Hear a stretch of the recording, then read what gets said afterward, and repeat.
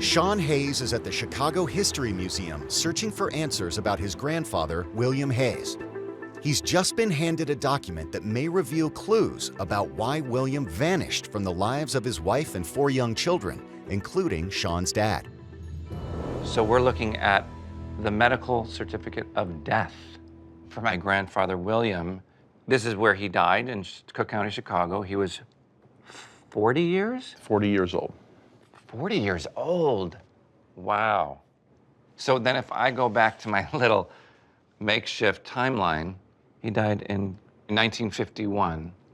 My dad and the other siblings were put in an orphanage in 1947. Well, one of my biggest questions was he alive when everybody went to the orphanage, or was he dead? And clearly, he was alive. Yes. My dad and his dad were living in the same city at the same time, seemingly different lives. All right, as I'm looking up here, my grandfather's residence, 66 West Van Buren. Do you know where that is? It's an area now that has been rebuilt over the last couple of decades, but in the 1950s, it was one of the 3 slums in town. Oh, wow. It was an area that was populated almost entirely by single men, a lot of mental illness, high levels of unemployment. And this is where William ended up. Yes. Oh, that's so sad.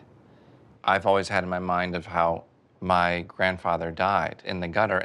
But according to this, he didn't die in the gutter. He actually died in a hospital. And of course, my eye just jumped to this. Pulmonary tuberculosis. Does that say far advanced? Far advanced. What exactly is pulmonary tuberculosis? He's got an infection in his lungs Okay. That had advanced to the point that his body could no longer fight it off. It typically was something that struck the very old or people who had their immune systems compromised in some way. Yeah, so what complicated his immune system because he wasn't old? Right.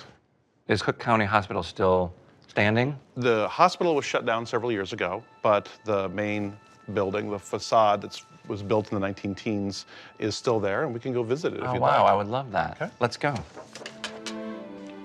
I think it's very powerful, the parallels between when my grandfather left his family and my father left my family. I was around the same age as my dad when our fathers left. That's astonishing to me. My grandfather went from the seemingly richest man in his neighborhood. How did he end up on Skid Row? Wow, it's massive. And this is where they took him. This is what he would have seen as they brought him in. I want to learn more about my grandfather's final days. So Mark is taking me to the medical library to see what else we can find.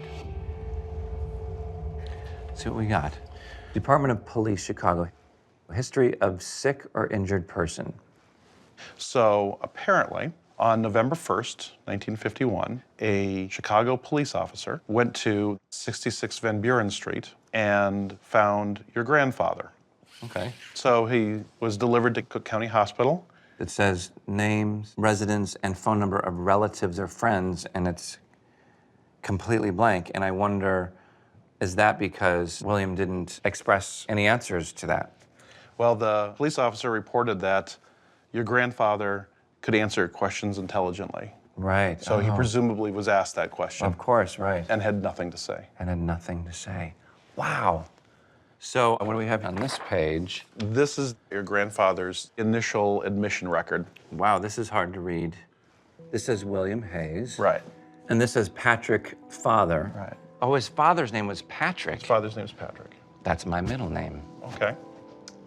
So that's your great-grandfather. That's my great-grandfather, is Patrick Hayes. Wild.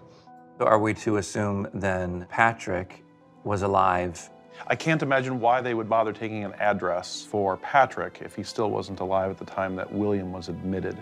Was he present at the time of William's death? Not necessarily. William would have had his father's name and address, but his father wouldn't have needed to be there. I see. Let's keep looking, huh? Okay, this says doctor's synopsis of record. So it's just a more in-depth. Yes. Oh my God. That's his anorexia. Yes. Your grandfather reported that he wasn't consuming food for 4 to 5 months. Wow. He wasn't eating for 4 to 5 months? Not regularly or not well. And is that liver 3FB with an arrow? Right, so the doctor had discovered that the size of the liver was 3 fingers below the median. And what, comparatively, This is a slightly enlarged liver. I see.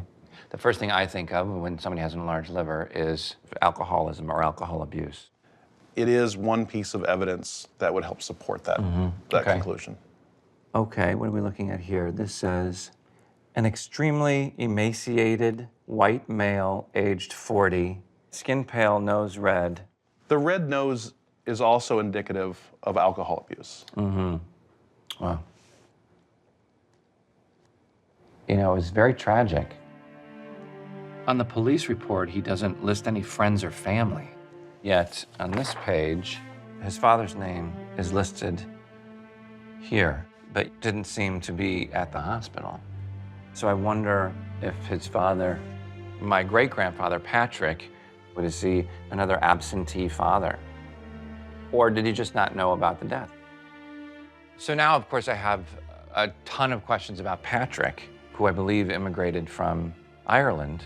How would I learn more about him? If you're looking for information about someone who immigrated to this area, I would go to the Cook County Circuit Court Archives. Great.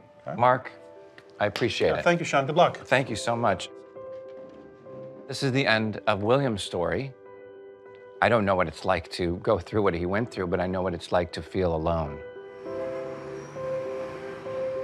But to feel alone in those last moments of your life just must have been, you know, incredibly sad and frightening. Going through this entire process is making me sympathize more with my own father, in a way, because of what he dealt with his father. It does, you know, make me wonder about my great-grandfather, Patrick Hayes. I want to know where he lived, what his life was like. Did he have the same issues as his son, William?